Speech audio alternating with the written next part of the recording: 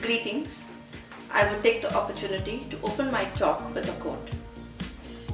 To become a leader, one needs to be lovable, enigmatic, and be articulate and dedicated, also having the sense of being empathetic and reliable to people who would look up to them.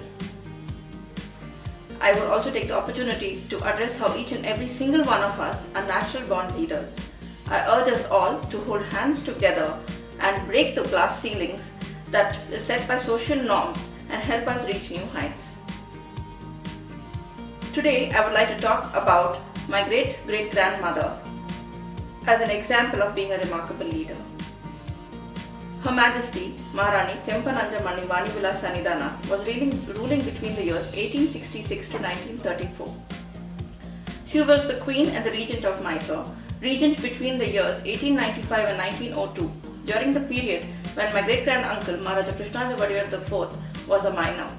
This was an important part of the Mysore history and has been documented and also spoken about till date. She was the wife of His Highness Maharaja Chamraja Vadiyar X and she occupies a significant place in the Mysore Chronicles. Her contribution to the citizens of Mysore, her role as the Maharani, to becoming a regent, as a mother to young Prince Krishnadevara Vadiyar and his siblings, is remembered as one of the most illustrious rulers of India and has remained commendable. She is considered as one of the three rare gems in the history of Mysore. She was given the honor of the Imperial Order of Crown, an order given to the selected few, an order established by Queen Victoria in 1878 and when she became the Empress of India. Maharaja Chamraja Vadiyar X, on his visit to Calcutta in 1894, succumbed to a sudden death due to an illness which happened to develop whilst in Calcutta, thus abruptly cutting short a promising reign that lasted for only 13 years. He was just 32 and left a mark as an excellent leader. His death suddenly created a void in the princely. The unexpected tragedy was regarded as a great national misfortune throughout India and was deplored by the British government as the imperial loss. The royal family plunged into great grief and sorrow. The citizens felt orphaned. Such was his stature. The burden fell on the Maharani, who then took on the title of the Regent Queen as her son was a minor. There were new challenges coming her way, which was the severe bubonic plague which took many lives in the state of Mysore. Under such circumstances, she was made the Queen Regent, a post held for about 8 tough years, and served the people with great aplomb, dignity, discipline and distinction. She earned the respect of one and all for the fabulous way she held court. She had the service of able divans and she helped Mysore come out of a slum. Progress in all fields resulted in efficient administration and leadership. The entire Mysore state developed for the better.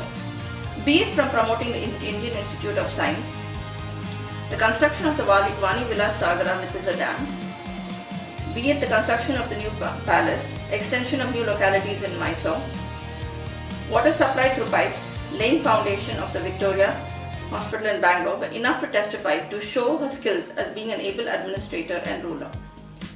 The Maharani was a great believer in women education, and under her patronage, the Maharani College got all due credit. When my great-grand-uncle was ready, she stepped down with grace and dignity and handed over the reins to her son Maharaja Krishnadevara Vadiyar IV. Being groomed by his mother, he brought exceptional changes to the state of Mysore and till date he is remembered for the selfless work done by him to his princely state. He was named as the Raja Rishi and his state as the Ramarajya by our great and well-known leader Mahatma Gandhi ji.